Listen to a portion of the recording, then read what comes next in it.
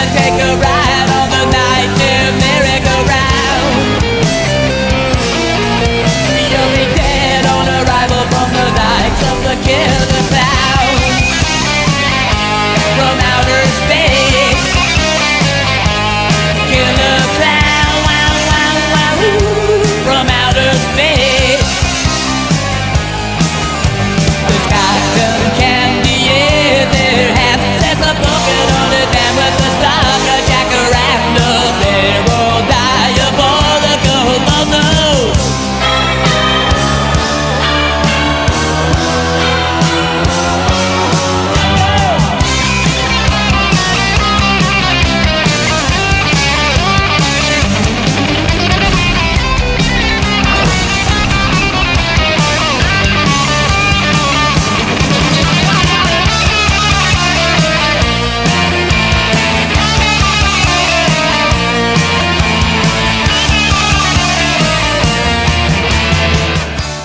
It is Thursday, which means it's time for another video. I just want to say thank you guys for voting on the poll and watching all the videos and everything. Deadly double features, that's something new. And if I sound a little nasally, I am dealing with a pretty nasty sinus infection. So, not feeling the greatest right now. Not I'm feeling bad, it's just I'm so stuffy. But I'm going to be taking a break from the Deadly Double Features. That's because I want to kind of do more things on Thursday, just something, so it's not the same old thing. I know Mondays are strictly reviews, but Thursdays are going to be just different stuff.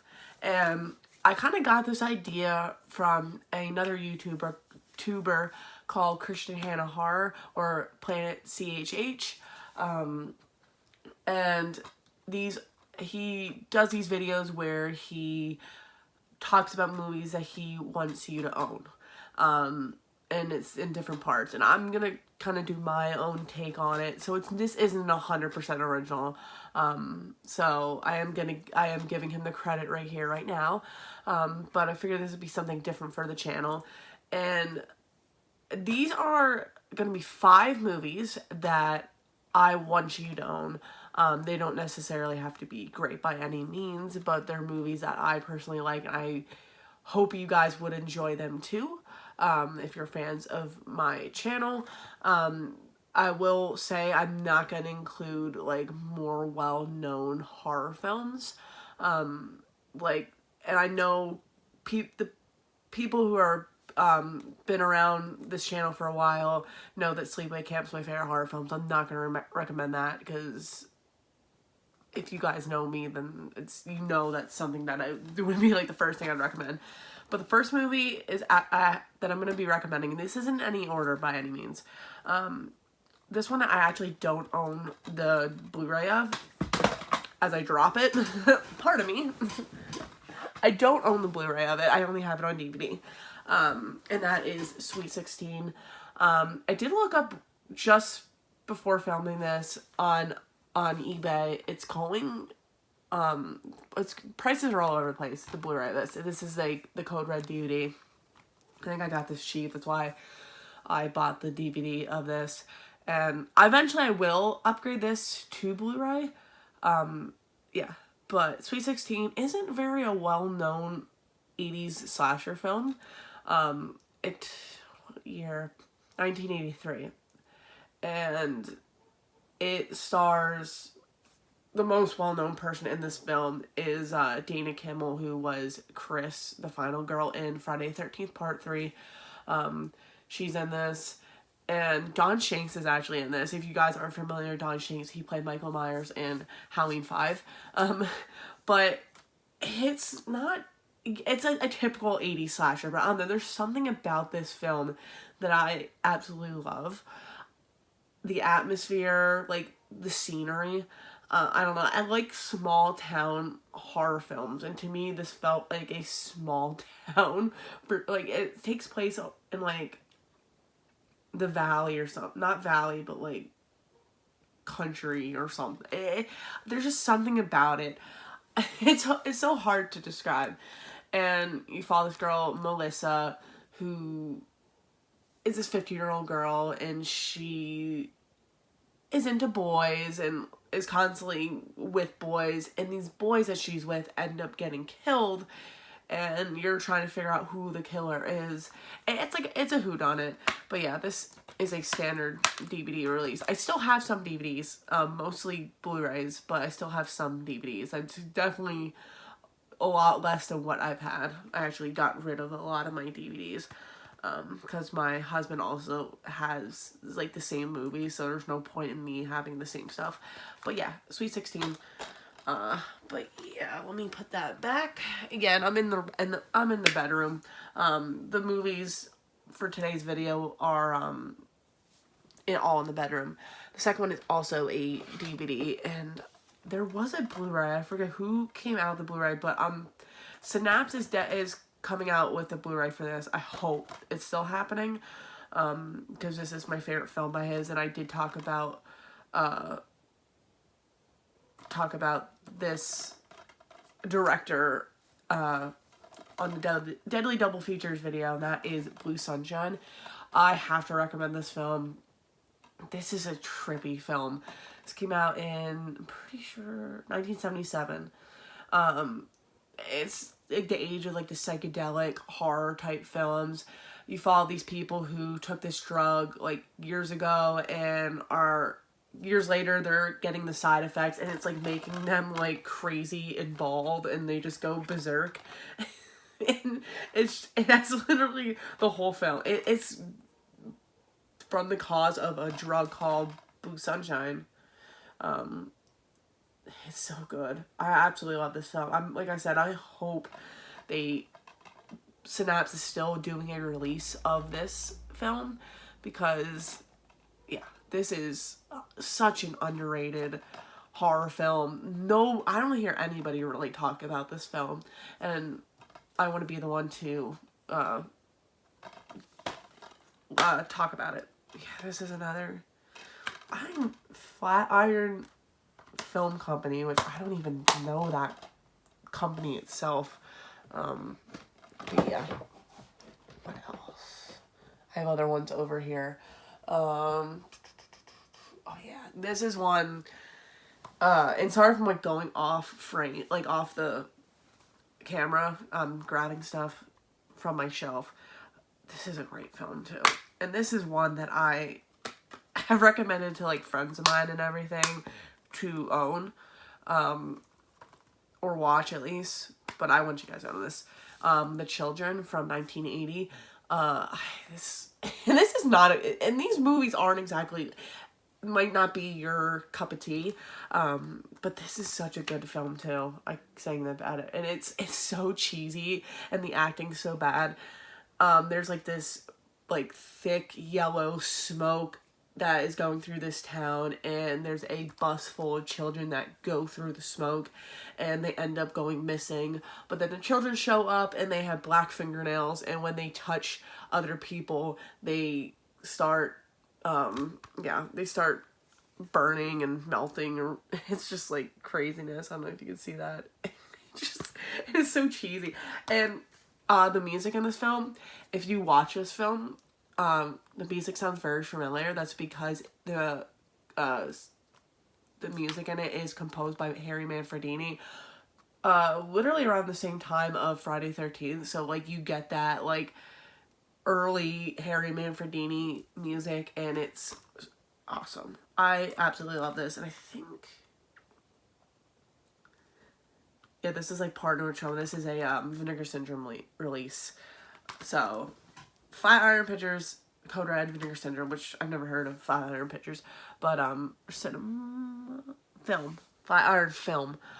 But this is Vinegar Syndrome release. I'm pretty sure this should still be available. I didn't get this directly from Vinegar Syndrome. I got it from Orbit DVD, I believe. But yeah, this is a great film. Absolutely love it, even if it's cheesy, which a lot of these films are. Here comes another cheesy film. This is a NVD Rewind Collection release, which I got from Target, I'm pretty sure, like, online. And this came out in, I believe, 1983 too. And this is directed by Tom McLaughlin, pre-Friday 13th Part 6. and that is One Dark Night. The majority of this film takes place in a mausoleum, and you have this guy who is dead in the mausoleum, obviously.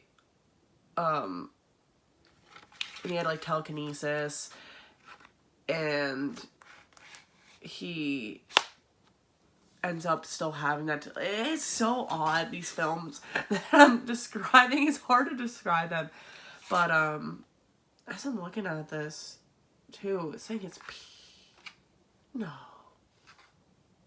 it's a PG film. Would you? It's actually not a rated R film. I did not know that, so guess I know something that you guys are gonna know too. I did not know that this film was a PG film. Back then, back in the 80s, and even the 70s and 80s, a lot of films were still going under, like, PG-13 wasn't really a thing till, like, late 80s, I think. Correct me if I'm wrong. So, like, stuff like this doesn't really fit under the rated R, like, bracket. It goes to PG. Like, Poltergeist, for example, that is a PG film. There's other examples, too. But Grizzly, I think Grizzly is another film that is a PG film. It's not a PG-13 or a rated R film. It's a PG film, even though there are literal scenes of people getting arms decapitated and kids getting, like, arms decapitated. But going off topic there, One Dark Night is also features Meg Tilly, who is the older sister of Jennifer Tilly, obviously from the Child's Play and Chucky films. And I don't know, there's something about this. I actually think I did a review on my channel. I believe I did. I've done so many reviews. But yeah, this is a fun film as well. And I love the, like, artwork of this. Like, the slip. It's like the vintage, like, look of it. But yeah. And sorry, these are not very informative reviews. I'm trying my best here. But there was one that I was looking at. I believe I'm trying to find it. I just had it. So I did Blue Sunshine, that. I had another one, but I'm totally blanking right now. And this is totally unedited. Either I don't have the proper equipment to do these videos, or like the edited versions. This is totally unedited.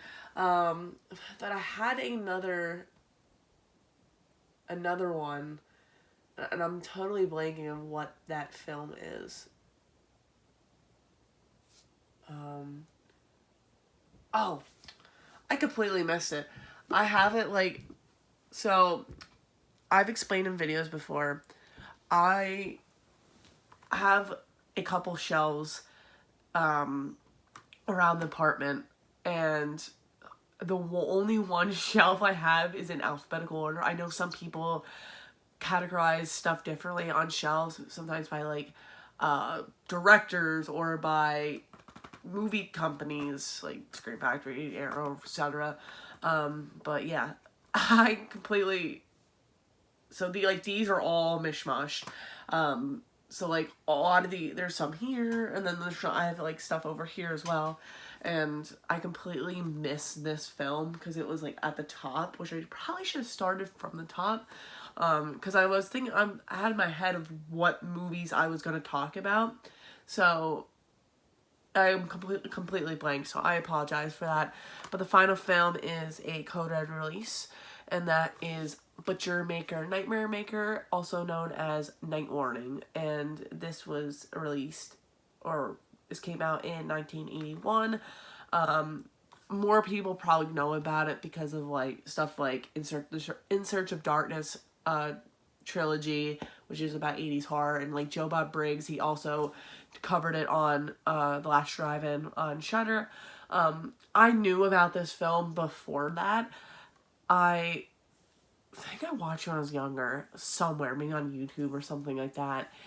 And it's a fun film. It's funny too because in the back of this, it has Bill Paxton in it. Oh, yes, he's in the film, but he's like such a small character. He's like the typical bully type character in the film. But the beginning of the film, you follow these parents who are dropping their kid off with the aunt, and they get in a horrific car accident, which they show on screen. Like, it's actually brutal. And years later, the kid's older, and everything is not what it seems. I don't want to spoil the film because it's kind of, once you watch it, it kind of makes sense, but it's also really gross. When you figure out what the thing is, what the spoiler is. I'm not, like I said, I'm not gonna spoil it, which this release too has the original cover, which I said is Night Warning.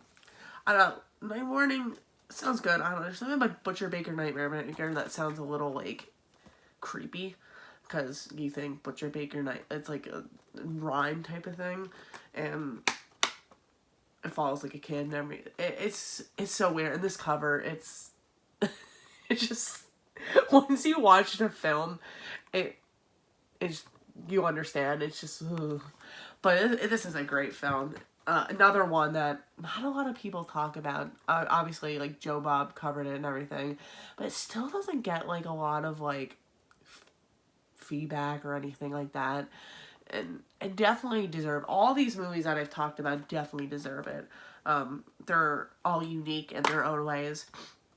You get the typical, sorry about that, the typical 80s slasher films, and then you get like killer kid movies and a whole bunch of stuff, and mausoleum, spooky type films. Yeah, they're all unique in their own way. I enjoy every single one of those. I wouldn't be telling you guys to own them if I was saying it was shit. But I hope you guys enjoyed. And this will also be like a part series, so that in the thumbnail or on the title, it will say part 1. So obviously watching it, it'll make me explain, it'll make sense. But if you guys like it, let me know if this is something you want to see a lot too, because I would definitely do this and like Deadly Double Features and other stuff as well. But just let me know if this is something you guys would like me to do.